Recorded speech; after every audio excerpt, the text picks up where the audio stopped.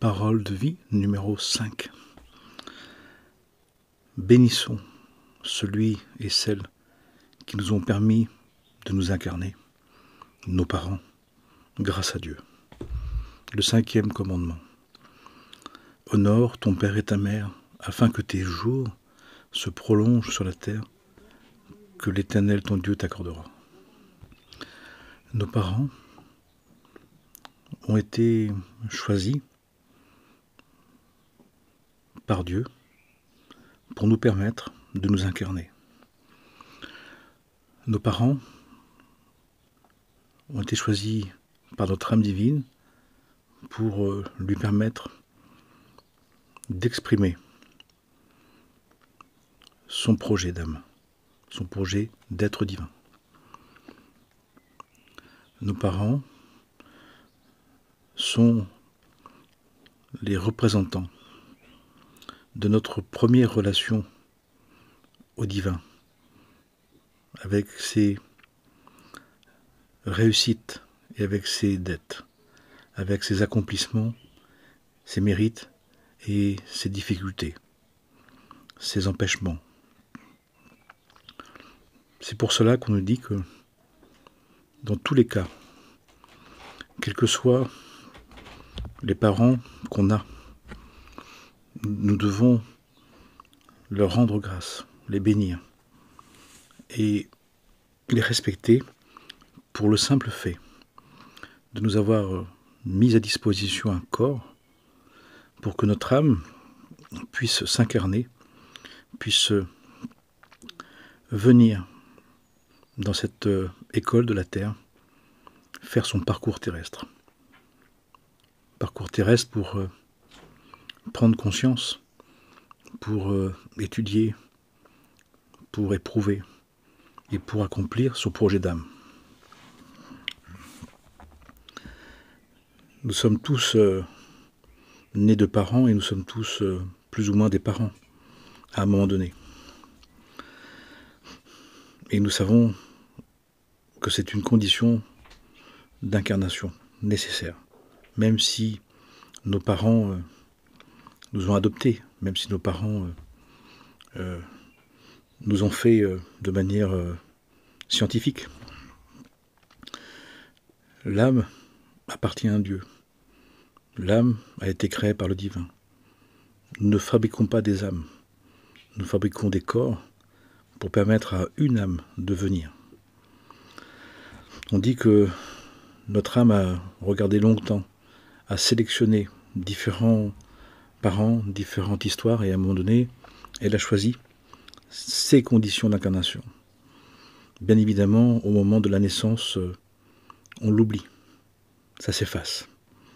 Pour nous permettre, nous dit-on, d'avoir notre fameux libre arbitre.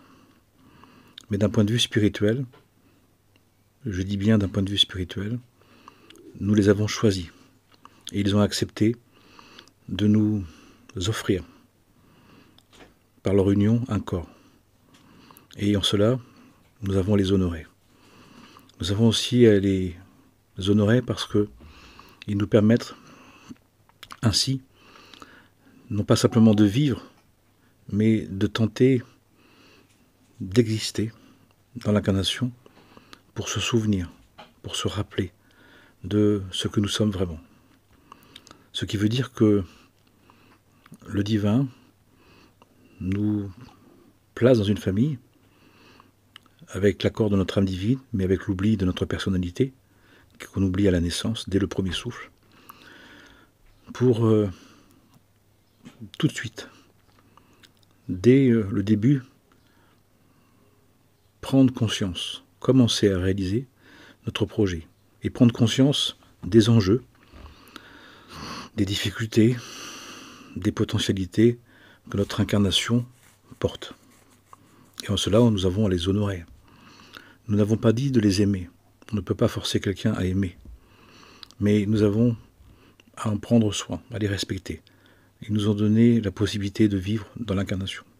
Ils nous ont permis tout de suite de rencontrer, d'être les premiers supports de projection, le premier cadre de vie qui va nous permettre de mettre à jour qui on est, de percevoir ce que l'on est, ce que l'on a à faire. Ce qui veut dire que si un des 10 commandements est d'honorer nos parents, ça doit signifier quelque chose d'important, d'essentiel, de vital, qui fait que ces parents ont été choisis par le divin, ont été acceptés par le divin, pour qu'on puisse se réaliser. C'est-à-dire qu'on puisse, grâce à eux, dès le départ, puis ensuite avec nos frères et sœurs, puis notre environnement social, sociétal, de nous rendre compte de qui nous sommes. Qui fait que les projections sur nos parents, elles sont immenses. Puisque finalement, nos parents représentent notre première relation à la vie, à Dieu, à l'existence, à la naissance, à la mort, à la finitude, à l'être. Dans ce sens, les projections que nous avons sur eux sont des projections très fortes, très émotionnées, très impliquantes, parce qu'elles mettent à jour, en vérité, notre rapport au divin, avec le divin, Dieu, qui est à la fois un aspect Père sagesse, notre relation à la sagesse par notre Père, notre relation au Père, et par rapport à l'intelligence de la vie, le lien avec notre mère. Et donc chaque enfant va projeter sur les mêmes parents cette relation avec le Dieu Père sagesse, le Keter, version Rokhma en hébreu, et sur la mère, Dieu, version mère intelligence, mère de discernement, Père sagesse, Père de compréhension, qui fait que le divin nous met à disposition un homme et une femme, tout comme nous, qui ont eux-mêmes des parents, nous met dans une filiation, nous met en lien avec des ancêtres, nous met en lien avec un héréditaire, pour nous permettre de voir ce qui, dans l'arbre de la connaissance et du bien et du mal, qu'il représente, nous pouvons percevoir les mérites et les dettes, les rectifications, les choses justes selon Dieu et les choses injustes selon Dieu que nous avons à rencontrer pour que nous puissions justement nous en occuper. Ce qui veut dire que la relation à nos parents montre notre relation au divin, dans son aspect masculin et son aspect féminin, de son aspect d'une colonne et de l'autre colonne du temple. Ce qui fait que nous avons un scénario dès le départ qui va nous présenter comment nous venons, comment nous revenons, comment nous commençons dans cette vie. Quels sont les contentieux, les comptes des cieux que nous portons et que nous projetons sur nos parents, les représentants de ce qui doivent être pour nous le premier cadre, la première référence, mais qui nous permettent aussi de projeter justement sur cette référence nos contentieux, nos difficultés, nos questionnements, nos qualités, nos projets. Bien évidemment, avec le temps, il s'agira de décanter tout ça et de mettre à jour ce que nous pouvons garder de ce que nous avons appris de notre père, de notre mère, ou des hommes de la famille et des femmes de la famille, et ce qui doit être rejeté, ce qui doit être annulé, ce qui doit être supprimé, mais aussi ce qui doit être gardé, ce qui doit être béni, ce qui doit être honoré, ce qui doit être conservé. Il y a donc dans cette projection à la fois la rencontre avec ce qui est déjà juste et qu'on peut acquérir dès le départ, qu'on peut retrouver dès le départ, et puis ce qu'on aura à trouver par nous-mêmes. Et bien évidemment, cette appropriation va créer des tensions, va créer des conflits, va créer tout un questionnement. Et on voit bien que cette référence-là, elle est très importante, elle est essentielle. Mais ça veut dire aussi que c'est un démarrage. Et que nous devons, parce que c'est un premier démarrage, où les uns et les autres sont intéressés, les uns et les autres participent et sont concernés, nous avons à leur rendre grâce. à les remercier, à les bénir, à les aimer pour ce qu'ils peuvent être et à leur pardonner pour ce qu'ils ne sont pas, mais en sachant que c'est notre projection, c'est notre lecture des choses. Et en sachant que notre lecture des choses, si elle est faite de nous-mêmes et non pas des enseignements, nous pouvons interpréter ce que nous vivons comme quelque chose de dramatique, de malsain, de faux, de mauvais. Mais dans tous les cas, ce choix a été fait en notre âme et conscience dans le monde spirituel. Il y a un accord d'âme entre nous et les parents. Ce n'est pas du hasard. Ce n'est pas sans le sens, sans un sens profond, sans une nécessité profonde, sans un dialogue profond entre les êtres. Bien évidemment, encore une fois, ça peut être dans une très grande ignorance, une très grande inconscience des êtres.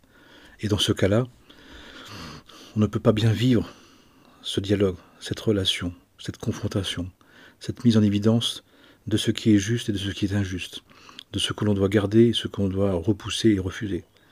Et je vois les êtres, même des dizaines d'années, même en ayant fait du travail sur eux, il reste un conflit énorme avec les parents. Parce que derrière ce conflit avec les parents, surtout dans les choses qui sont incomprises, les choses qui sont redondantes, les choses qui restent pour autant, nous devons comprendre que c'est notre relation à Dieu, notre vraie relation divine. C'est le début, c'est par là où nous devons commencer. Notre relation à Dieu et de la teneur de nos relations aux parents. Avec, encore une fois, le Père qui est lié au rapport à la sagesse de Dieu et la Mère qui est liée à la notion de l'intelligence du divin. Et c'est d'énormes projets tout ça. Ça nous montre aussi qu'on vient de là et on commence par là. Et tant qu'on rejette nos parents, tant qu'on repousse, tant qu'on n'arrive pas à accepter que c'était juste et bon, malgré tout, et que nous avons un discernement, nous avons une compréhension renouvelée, comme étant les représentants de notre relation véritable au divin, nous ne pouvons pas progresser dans cette relation à Dieu. Le rapprochement avec Dieu passe par honorer nos parents, leur rendre grâce, les bénir, les honorer. Parce ils ont accepté ces êtres, qu'on projette notre contentieux à Dieu, notre questionnement, nos difficultés, nos douleurs, nos souffrances, notre incompréhension, le sens profond à la vie, le sens profond à l'existence, le sens profond d'avoir été créé. Et si on comprend ça, on pourrait les honorer en acceptant qu'ils ont été ce qu'ils ont été. Pas plus, pas moins. Tout simplement parce que nous avions choisi ces parents pour nous mettre à jour ce qui était déjà acquis, que nous sommes venus retrouver, et ce que nous avons à acquérir, ce que nous avons à transformer, à modifier. C'est un sens très profond. C'est pour ça que c'est dans les 10 paroles de vie, dans les 10 commandements. Et étonnamment, c'est dans la table des lois qui correspondent à la relation à Dieu, pas la relation à son prochain. Ça dit beaucoup de choses quand on y réfléchit, quand on médite. C'est-à-dire que notre relation à nos parents représente notre relation à Dieu. J'insiste. Ça peut être désagréable de l'entendre, ça peut être étonnant de l'entendre, mais je vous invite à une méditation à ce sujet, une réflexion. Parce que ça peut changer considérablement notre relation à nos parents. D'arrêter de leur en vouloir, de les juger, de les condamner, mais plutôt de comprendre qu'ils nous ont donné l'occasion d'abord d'exister, et puis de mettre à jour ce qu'il y avait en nous de véritables relations à la sagesse divine et à l'intelligence du divin. Et ça change énormément de choses. C'est donc nos parents des associés de Dieu, des alliés de Dieu, des représentants du divin, pour donner à notre âme divine la possibilité de se percevoir. Qui fait que nous avons à la fois à les respecter dans ce qu'ils sont, malgré tout, et en même temps de les craindre, de craindre ce qu'ils révèlent. Et à vrai dire, la peur de nos parents ou la haine de nos parents, c'est qu'ils nous montrent, encore une fois j'insiste, la vraie relation que nous avons avec le divin. Et c'est désagréable de s'en apercevoir. C'est désagréable parce que ce n'est pas ce qu'on peut se raconter, ce qu'on peut imaginer, ce qu'on peut s'illusionner. C'est là où on en est quand on arrive sur Terre. C'est là où on en est quand on décide de passer par l'école de la Terre. Certains diront une seule fois, d'autres diront plusieurs fois, peu importe. Mais en tout cas, quand on arrive ici, le dialogue avec Dieu, la relation que nous avons de conscience avec le divin, de conscience de ce qu'est Dieu, est représenté par notre relation à nos parents. C'est pour cela que le divin dit « Honore ton père et ta mère ». Sache qu'ils ne t'ont pas créé, mais que j'aurais demandé à ce que tu puisses projeter sur eux, qu'ils te fassent un corps et que toi tu puisses te projeter sur eux. Justement, le dialogue que tu dois accepter et ensuite comprendre pour améliorer avec Dieu lui-même, avec le divin. Ce qui fait que ça nous permet de mettre à jour un destin particulier, puisque c'est nos parents qui entendent, comme une manière prophétique, les prénoms et le nom, la date de naissance, le jour de naissance, qui va représenter, qui va mettre à jour notre projet de vie, notre projet d'incarnation, le projet que nous avons à réaliser. Notre nom, notre prénom, nos prénoms, notre date de naissance, le jour de naissance, met en évidence notre destinée. Notre libre arbitre étant alors d'avoir de plus en plus conscience de ce qui se joue et de ce que pour savoir ce que nous avons à faire, et à ne plus faire, et à commencer à faire, ce que nous avons à réaliser, ce que nous avons à terminer, ce que nous avons à ajouter, ce que nous avons à renoncer, etc. etc. Ce qui fait qu'on nous dit que chaque jour, nous avons à honorer nos parents, en les remerciant, en leur rendant grâce de nous avoir donné un corps, dans l'état, effectivement, de pureté d'impureté au moment de leur union, mais qui correspond à notre état de pureté d'impureté dans notre dialogue avec Dieu, dans notre lien avec le divin. C'est pour cela qu'aussi que nous avons chaque jour la possibilité de leur demander pardon, de les avoir accusés, de les avoir jugés, de les avoir condamnés, d'avoir projeté notre contentieux au divin, à notre existence, à notre Créateur, sur eux. Surtout si ils n'ont pas été adéquats, surtout s'ils n'ont pas pu être tout juste dans leur comportement, dans leur attitude. Et que, là encore, même si c'est désagréable à l'entendre, eh bien, à la source de tous nos malheurs, de ce que nous avons subi, il y a notre histoire d'âme. C'est comme ça. C'est dur à entendre et c'est dur à accepter, mais à un moment donné, d'être accusateur et victime est un système qui tourne en rond, qui se mord la queue, qui devient au bout d'un moment polluant, qui devient amer, qui devient violent, qui devient fou, qui nous rend malade, parce que ça ne résout pas la situation. Ça ne fait que temporairement, ça peut la déplacer, ça peut la calmer, ça peut l'atténuer, mais ça ne peut pas la résoudre. Ils sont le bâton, ils sont le moyen habile, ils sont mais celui qui tient la main, celui qui tient les choses, c'est Dieu lui-même. C'est pour cela que si nous en voulons à quelqu'un d'avoir les parents que nous avons, la vie que nous avons, c'est à Dieu à qui on doit s'adresser, à personne d'autre. Ce sont des êtres humains comme nous, et c'est des êtres humains qui ont forcément leurs limites, leurs difficultés, et il y a eu un accord d'âme. Et si on ne peut pas accepter, eh bien, si on a besoin de se plaindre, on a besoin de se mettre en colère, de se mettre en rogne, on a le droit.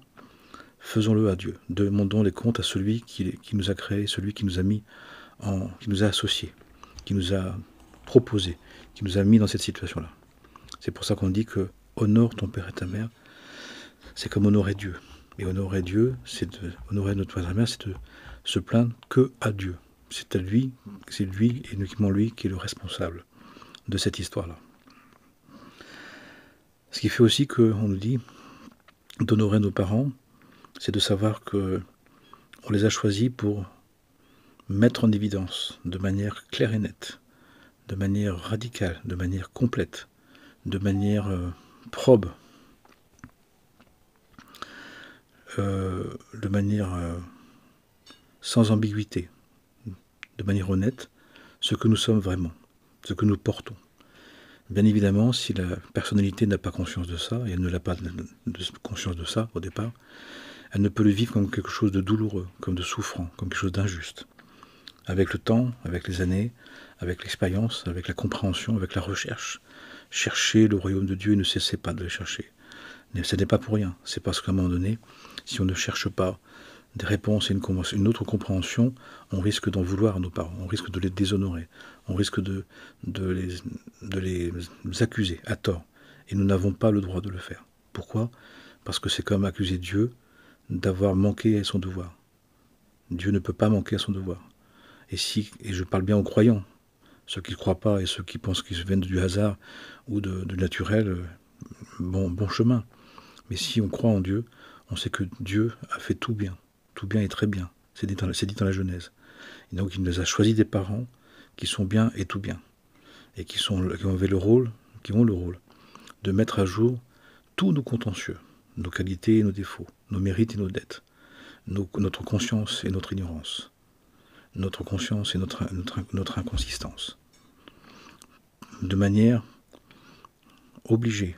Quand on est petit, on ne peut pas faire autrement. Et plus les antécédents viennent de loin, plus ça vient, plus tôt on nous montre ce que nous avons à mettre en évidence, à accepter de manière obligée. Quand les choses sont obligées, c'est que le divin est dit, c'est impératif. C'est-à-dire que c'est le travail principal dans cette vie. Et ça se passe dès la naissance, dès le départ. Bien évidemment, on ne souhaite à personne, d'aucune manière, que l'énonciation de ce que nous avons à faire et à être et à prendre conscience se passe de manière violente ou blessante ou terrible. Au contraire, on souhaite à chacun que la prise de conscience se fasse avec grande douceur et facilité. Et que si ce n'a pas été le cas, on doit demander à la Mère divine toute sa compassion et sa miséricorde pour cautériser les plaies, pour adoucir le mal-être. Mais dans tous les cas, nous ne devons pas juger nos parents, mais les honorer. Parce que c'est le divin qui nous les a choisis pour qu'on puisse prendre conscience de manière impérative ce que nous devons prendre conscience, ce que nous devons voir, ce que nous devons nous apercevoir. Qui fait qu'à un moment donné, nous comprendrons mieux ce qui s'est passé. Sinon, qu'est-ce qui va se passer? Si on croit que c'était involontaire, c'était injuste, c'était pas normal, et bien comme d'habitude, ça va être au niveau de la relation amicale, puis après la relation de couple, puis après la relation parentale et sociétale que vont se mettre en évidence ce qu'on avait repoussé, refusé de voir directement dans la relation avec nos parents. Parfois même, ça se cumule jusqu'au jour où on arrêtera de penser que c'était injuste, que c'est inadmissible, que c'est pas normal, jusqu'au jour où on comprendra que si ça se passe dans les différents secteurs de notre vie, c'est que ça nous concerne vraiment et que c'est impératif. Ce qui est redondant, ce qui s'impose, ce qui revient, est le travail spirituel impératif. C'est pas celui qu'on veut, c'est pas celui qu'on accepte de prendre, c'est pas celui qui va nous glorifier, c'est pas celui qui va nous embellir, mais c'est celui qui est principal. C'est celui qu'on doit s'occuper en priorité, nous dit-on. En tout cas, dans tous les cas, bénissons celui et celle qui nous ont permis de nous incarner, de prendre vie sur terre, nos parents, qui grâce à Dieu les a choisis pour que efficacement et directement nous puissions mettre à jour les contentieux, ce que nous avons à comprendre, à réaliser, à percevoir et à accomplir. Amen et Amana, que le Saint-Nom divin vous bénisse, nous bénisse et bénisse nos parents éternellement, malgré tout. Même si ça a été difficile, surtout si ça a été difficile, douloureux, insupportable, violent, maltraitant. Et je sais de quoi je parle. Mais pour autant, je peux me permettre alors de dire, puisque je sais de quoi je parle, que pour autant, il n'y a aucune excuse à attaquer, accuser, violenter ses parents. C'est un interdit fondamental. C'est comme dire à Dieu qu'il s'est trompé, ce qui est impossible, et ce qui est une profanation du Saint-Nom, et donc qui est interdit et qui est gravissime. C'est passible d'une peine de mort, d'un décret de mort, d'un décret d'anéantissement, d'un décret de dépression, de mal-être chronique, de vide de sens, de vie chronique. C'est-à-dire d'une aggravation de l'impression que l'existence n'a pas de sens et n'a pas d'importance. Pour justement nous mettre à jour que nous avons perdu la compréhension d'être une créature de Dieu, que Dieu est notre Père sagesse, notre Mère intelligence, et que nous devons retrouver impérativement ce sens-là. Je dis autrement, le conflit que nous avons avec nos parents, c'est le conflit que nous avons avec notre Créateur. Acceptons notre Créateur, aimons notre Créateur, bénissons notre Créateur, et nous honorerons mieux, nous bénirons encore mieux celui et celle qui nous ont permis de nous incarner pour nous en rendre compte. Béni soit-il, notre Père, notre Mère. Béni soit mon Père et ma Mère, béni soient mes ancêtres et tout mon héréditaire. Bénissons chacun des êtres qui ont permis à ce que nous sommes là, pour justement nous retrouver le sens du divin, le sens de notre royauté et le sens d'être une créature de Dieu. Créature de Dieu. Amen et Amana.